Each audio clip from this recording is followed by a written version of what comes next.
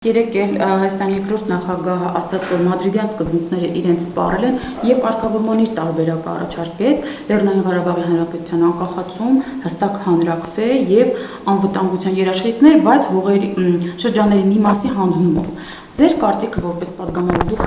տարբերակին կողմնակից կլինեիք։ Գիտեք, նախ ես ուզում եմ ասեմ հետևյալը, Մադրիդյանի մասին շատ է խոսվում որպես բացասական, ես կարծում եմ դա ուղղորդված, ավելի մի ուղղորդված ուղղություն կա, որպես որտեղից խոսվում է։ Մադրիդյան ասածը դրանք չեն եղել փաստաթղթեր, որոնք ստորագրված են, չգիտեմ, որպես բանակցությունների արդյունք եւ այլն։ Դա եղել են սկզբունքներ, որոնց վրա պետք է կառուցվեր հիմնական փաստաթուղթը, որ ինչ ուղղությամբ աշխատում էին։ Ես մեմ մի շատ կարևոր բան ասեմ, առաջին անգամ պատմության մեջ Մադրիդյան սկզբունքներում ֆիքսվեց Լեռնային Ղարաբաղի ինքնորոշման իրավունք ունենալը, ընդ որում հանրաքվեի միջոցով եւ հանրաքվեի տարածքը որտեղ պետք է լինի եւ ինչ համամասնության բնակչությամբ։ Դա նշված էր այնտեղ։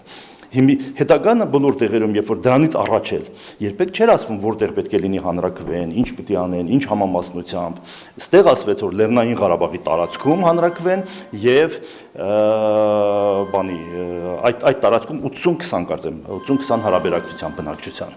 Դա շատ կարևոր էր հետագա գործունեությունների համար, որոնց վրա պետք է կառուցվեր հետագա մեր ընթացքը։ Հիմա հետագայում փոխվեց այդ սկզբունքը, դրանից հետ նահանջ եղավ, դա մի խնդիր, դա մի հարց։ Իսկ վերջի խոսակցություններս, վերջերս Լեռնային Ղարաբաղի շուրջ ծավալված այդ խոսակցությունների արդյունքում դուք շատ ճիշտ ասեցիք, որ ընդհանրապես պարզ չի, թե ինչն է դրվում սեղանին։ Անընդհատ տարբեր տեղերից լսում ես մեր կողմից, հատկապես մեր կողմից անընդհատ լսում ենք, որ պետք է լինի փոխզիջում։ Այն ինչ որ մեր կողմից անկալվում է զիջել, դա հասկանալի է, ինչ են ասում։ Իսկ ինչ ենք մենք ստանում, ինչ է զիջում Ադրբեջանը, այդպես էլ պարզ չի։ Ադրբեջանական մամուլը, ադրբեջանական պաշտոնյաների լեքսիկոնում չկա որևէ զիջման մասին, որևէ բան իրենց կողմից զիջելու մասին ակնարկ անգամ։ Այդ դեպքում ո՞րն է այդ փոխզիջումը, որի մասին մենք անընդհատ խոսում ենք։ Դուք համամիտ եք, որ այդ զիջման հետ կապված խոսակցությունները մեր կողմից ավելի շատ է պատրաստակամությունը, քան իրենց կողմից։ Չէ, իրենց կողմից ընդհանրապես չկա, մեր կողմից ամենից զիջելու պատրաստակամություն եմ ես զգում։ Սա շատ վտանգավոր իրավիճակ է։ Շատ ենք թույլատրել։ Ես դժվարում եմ ասել։ Ասեմ ինչով է։ Գիտեք, երբ որ իսկ ով է որոշում դա։ Որտեղ է քննարկվում։ Ես ազգային ժողովի падգամավոր եմ։ Ազգային ժողովը պետական կառավարման համակարգում կարևոր սահմանադրությամբ կարևոր դերակատարում ունի։ Որևէ քննարկում եղել է ազգային ժողովում, որ ես կարողանամ իմ կարծիքը ասեմ, որի մյուսներն ասեն իրենց կարծիքը եւ այնտեղ ձևավորվի ազգային ժողովի տեսակետը։ Ո՞րն է ազգային ժողովի տեսակետը օրինակ այս պարագայում։ Այսինքն, երբ որ քննարկում չի լինում, երբ որ չգիտես որտեղ է որոշվում, ով է որոշում այս հարցերը, բայց մի ուղղվածությամբ մամուլ է գնում, ասենք, ինչ որ մի բան որ պետք է զիջենք, բա ինչ պետք է անենք, ինչու բա ինչ պետք է անենք, դա չեմ հասկանում, ճիշտն ասած, այս արդեն իմ համար դառնում է անհասկանալի։ Այդ հարցը կբարձրացնեք ազգային ժողովի առաջիկա նիստում եւ փորձեք քննարկում ծավալել։ Գուցե բարձրացնեմ։ Ես կարծում եմ, որ ճիշտ կլինի ազգային ժողովում ոչ միայն լսումների մակարդակով, լուրջ մակարդակով ասենք։ Ի վերջո ցավոք սրտի մենք չունենք այն պրակտիկան, երբ ենթադրենք ուրիշ երկրներում կա, երբ ասենք երկրի նախագահը ազգային ժողովում ուղերձով հանդես է գալիս։ Դա շատ կարևոր է երկրի համար, ես ասեմ, դա այն է, դա նշանակում է այդ երկրներում, որտեղ դա տեղի է ունենում, այնտեղ ազգային ժողովը դերակատարում ունի, այնտեղ ազգային ժողովը իր ֆունկցիան կատարում է եւ իրեն վերապահված լիազորություններն իրականացնում է անկախ իշխանության այլ ճյուղերի ունեցած կարծիքների։ Մեր մոտ դա չկա։ Իսկ Ռոբերտ Քոչարյանի հարցազրույցը որ տեղերին եք համամիտ, որին համամիտ չեք, որ կետերին համամիտ։ Եվ ընդհանուր առմամբ ձեզ բավարարել է այդ հարցազրույցը։ Գիտեք, այդ հարցազրույցը մի մարդու հարցազրույց էր, ով շատ լավ գիտի երկիրը, ով 10 տարի ղեկավարել է երկիրը եւ դրանից առաջ էլ որպես վարչապետ որոշ ժամանակ Լեռնային Ղարաբաղում նախագահ է եղել։ Այսինքն այն ինչ մենք այսօր ունենք Հայաստան, Ղարաբաղ, դրանց շուրջ ծավալվող խնդիրներ ավելի լավ, քան նա, չեմ կարծում, որ որևէ մեկը պատկերացներ եւ ավելի անհանգիստ, քան ինքը իր կարծիքը հայտներ, անհանգստությունը հայտներ։ Առաջերտին ես տանում եմ դա այդպես, ինքը տեսնում է վտանգավոր բաներ, ինքը տեսնում է բացասական երևույթներ եւ իր կարծիքը այդ ուղղությամբ հայտնել է։ Այնինչ վերաբերվում է նրա ասած սկզբունքներին Ղարաբաղյան հարցի կարգավորման, իհարկե դա շատ ընդհանրական սկզբունքներ են, դա այն սկզբունքներն են, որ բոլորը պատկերացնում էին, երբ որ ասում ենք, որ Ղարաբաղի կարգավիճակը Ադրբեջանի կազմում չի լինում կամ Հայաստանի հետ է լինում կամ անկախ է լինում եւ Հայաստանի հետ սահման է ունենում։ Դա նույնիսկ 90-ական թվականներից Հայաստանում թևածող, Հայաստանում հայ քաղաքական մտքի ինքնագիտակցության մեջ մտած տեսակետ էր։ Հիմա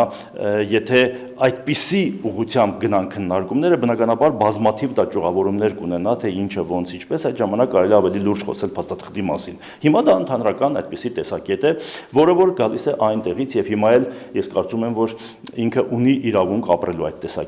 տեսակետը։ Հողը հանձնել Լեռնային Ղարաբաղի անկախության դիմաց։ Դեք հողը հանձնել, ինչը հանձնել, չգիտեմ ոնց հանձնել, էլի հիմա ասենք խոսել արդեն կոնկրետացնել հող հանձնել կամ չհանձնելու մասին, դա կբերի այլ խոսակցությունների։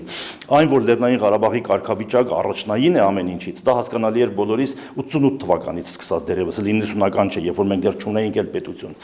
Այն որ նա պետք է Հայաստանի հետ սահման ունենար եւ Հայաստանի հետ առանց արգելքի գնար, դա եւս այն ժամանակ դրված էր։ Հիշեք 90-ականների սկիզբը, այսինքն չգիտեմ հիշեք թե չէ, այն ժամանակ գնում էր դա ճանապարհի մասին եւ այլն։ Մեր մտքի մեջ, քաղաքական մտքի մեջ Հայաստանի միանալն էր կամ անկախությունն էր։ Հետագայում բնականաբար շատ բան փոխվեց։ Պատերազմ եղավ, նոր իրողություններ հանդես եկան, ցանկացած կարգավորման բնակավարում, ցանկացած կարգավորման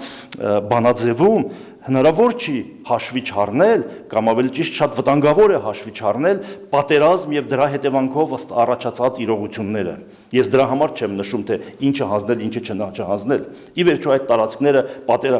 տարածքային իրավիճակը, որ կա այսօր մեր եւ Ադրբեջանի միջեւ, դա պատերազմի հետևանք է։ Դա հետպատերազմյան իրավիճակ է։ Միջանկյալ կարգավիճակը դա ինչ է վերջապես։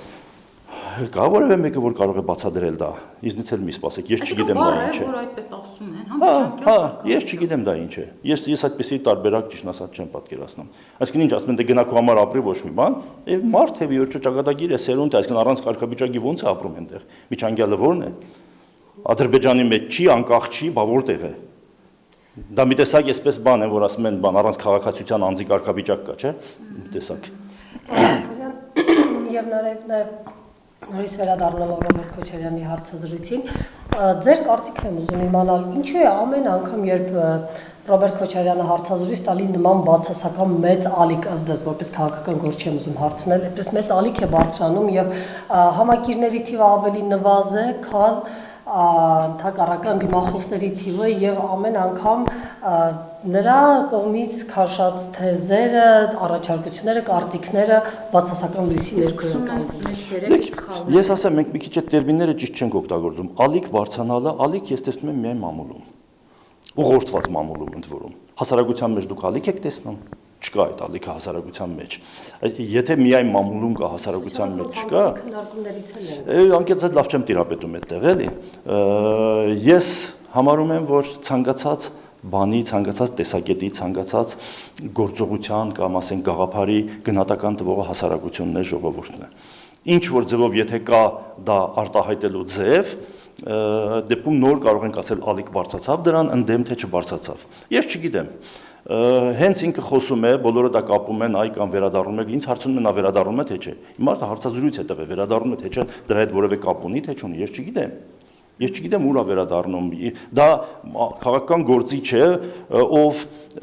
երկար բան ունի Հայաստանում, ավանդ ունի եւ ինքը կարող է հայտարարել այո կամ ոչ, հարցազրույց տալու որևէ մեկին չենք զարմանում հարցազրույց տալուց, հանկարծ զարմանում ենք նրան, դա մի քիչ չգիտեմ այսպես, ես ուղղորդված եւ աբսուրդի հոտ եմ առնում դրանից։ Ասում եմ, վերադարձը նաեւ հենց ձեր կուսակցության միջոցով է փորձում ապահովել։ Դե սպասենք տեսնենք։ Ես հայտարարել ուրեմն չկա ոչինչ ասել, էլի, հա։ Գիտեք, ենթադրությունների բանով խոսել, տեսակետից խոսելը ես ճիշտ չեմ համարում։ Մենք հայտարարել ենք կուսակցությունը նախաձեռնող խմբով։ Կուսակցությունը ստեղծել է ղեկավար մարմիններ են տրվել, այնտեղ չկա պարոն Քոչարյանը։ Հիմա համագործակցության մասին եթե խոսք գնա, ինքը չի հայտարարել նման բան, որ ուզում է մտնի քաղաքականություն, որ մենք քննարկենք ինչ ձևով համագործակցենք կամ համագործակցենք թե ոչ։ Կլինի դա քննարկենք։ Եվ կա բայց ցանկություն դա կուսակցության կողմից, եթե նրա կողմից լինի հայտարարություն կամ Դա իդես եթերով եք էլի ասում։ Եվ մի հարց էլ եթե կարելի է, այ ասում եք, որ ալիքը բնականաբար չկա այդ ընդուզման, բայց հիմնականում երբ որ դժգոհությունները հնչում են նրա հարցազրույց, ամեն անգամ նրա հարցազրույցներից հետո նշվում է նրա կառավարման տարիներին այ ունեցած ոչ միայն սխալները, այլև պրավալները, այսպես ձախողումները, թե Ղարաբաղյան հարցում, որ Ղարաբաղը դուրս մնաց բանակցությունների գործընթացից հենց նրա կառավարման ժամանակահատվածում, եւ հիմա ինքը խոսում է կարգավորման մասին, որի նաեւ թերացումներից մեկի պատճառն էլ հենց ինքն է հանդիսացել։ Գիտեք, իհարկե նրա կառավարման տարիներին բացասական բաներ են եղել։ Հենց արդեն Ղարաբաղի դուրս մնալը նաեւ։ Բայց Ղարաբաղը նաեւ այդ տարիներին էր, ես որ ասում եմ Մադրիդյանում ընդունված այդ կարևոր փաստաթուղթը եղել է նաև այդ տարիներին։ Հիմա ցանկացած բան, որ տեղի է ունեցել, գնահատել կարելի է ինչ այդ եղածի շնորհիվ պատճառով ինչ լավ կամ վատ բաներ են հետագայում լինում։ Այն, որ Ղարաբաղի հարցը մտել էր, դա շատ կարևոր էր մեր համար։ Դա շատ կարևոր էր։ Հիմա դուրս մնաց դա։ Հիմա շատ բարդացավ։ Դա նորից մտցնել որ միջազգային հանրությունը քննարկի դա։ Հիմա գիտեք, եթե ինչ-որ վատ բաներ եղել են ինչ-որ ժամանակ, այս հիմիկվա վատ բաները արդարացնել այն ժամանակվա վատ բաներով, դա լավագույն ձևը չի։ Լավ կրակնենք ինքը ինչ-որ մի ժամանակ եղել է ինչ-որ մի վատ բան։ Հետևաբար հիմա բոլորը անեն վատ բան հիմա եւ ասենք դե այն ժամանակ էլ էր։ Անընդհատ լսում ենք, ընտրությունների վերաբերյալ լսում ենք, բայց ձեր ժամանակ էլ է խախտում եղել։ Այլ վատ երևույթների բացասական մարդու իրավունքների եւ այլն ասում են այն ժամանակ էլ է եղել։ Լավ, հիմա եղել է պետք է շարունակենք հավերժը, ժողովուրդը պետք է շարունակի հավերժ։ Բայց նա եղել է նաեւ լավ բաներ։ Ասենք օրինակ այդ տարիներին երբևէ Ադրբեջանը այն լեքսիկոնով չի խոսել մեր հետ, ինչ որ հիմա է խոսում։ Երբևէ ռիսկ չի արել հարցակվել, ինչպես մեր ապրիլյան պատերազմներ կամ նախորդ տարվա ամառվա դեպքերն էին հիշում եք, այդպես լկտի իրեն չի պահել։ Մենք երբևէ Հայաստանի քաղաքացին իրեն չի զգացել վտանգված, իր անվտանգության համակարգը վտանգված չի զգացել, ինչ որ հիմա է։ Դա չի եղել, մենք երբեք չենք մտքով չանցել մեր որ կարող է հանգարց Ադրբեջանը մի օր անի այնպիսի քայլ ագրեսիա, ինչ որ արեց այս տարվա ապրիլին։ Այսպիսի բան չի եղել երբեք։ Հիմա կա ցավոք սրտի։ Դա շատ դաժան բան կլինի։ Ես վստահ եմ, որ հնարավոր է այնպես անել, որ չկրկնվի, որ վերադառնանք նորից նախորդ վիճակին։ Բայց դրա համար պետք է այլ իրավիճակ։ Հայաստանում պետք է դրա համար արմատական փոփոխություն լինի։ Այդ ամեն տարի ասվում է արդեն տարիներ ի վեր։ Դե գիտեք հիմա չէ, արմատական, գիտեք, դե պիտի մի անգամ լինի։ Ես կարծում եմ, որ հիմա ապրիլը մեզ ցույց տվեց, որ արդեն սա վերջն է։ Կարծես հրման կետ չկա։ Նույնիսկ ապրիլյան պատերազմը հրման կետ չդարձավ կարծես թե։ Բայց հասարակությունը հասկացավ, որ դա այսպես չի կարելի։ Մինչև այդ որ ասում էին, դա մի քիչ շատ ավելի հռետորական էր։ Հիմա ամեն մի ընտանիք մտավ այդ հարցը։ Փոփոխություն այսօր դարձել է ոչ միայն հասարակական պահանջ, այլ նաև վստահաբար կարող եմ ասել համազգային պահանջ, որտեղ նույն Սփյուռքից բռնած, ոչ միայն Հայաստանի քաղաքացիներ, ամբողջ Սփյուռքը մի ելք է տեսնում։ Երկրում լուրջ արմատական փոփոխություններ, կառավարման համակարգով, անձերով եւ ամեն ինչով։